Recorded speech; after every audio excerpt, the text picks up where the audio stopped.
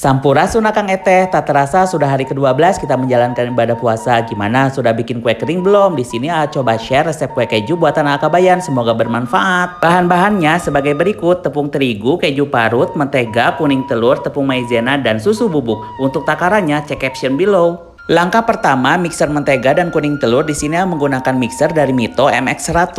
Selanjutnya, ayak tepung terigu, jangan lupa tambahkan susu bubuk, tepung maizena, ayak-ayak, tambahkan keju parut, kemudian mixer dengan Mito MX100. Untuk memastikan kepal-kepal menggunakan tangan, jika sudah tidak menempel di tangan berarti adonan sudah jadi. Setelah itu lanjutkan dengan mencetak dan memotong adonan sesuai dengan selera. Di sini menggunakan rolling pin dan pisau dari stand cookware. Tata di atas loyang, oles kuning telur dan topping keju, kemudian oven di suhu 160 sampai 170 selama 30 menit, api atas dan bawah. Di sini menggunakan oven Mito Heat 22L. Alhamdulillah anak bujang jadi juga bikin kue anti gagal. Ini mah enak dan ngepros pisan, selamat mencoba.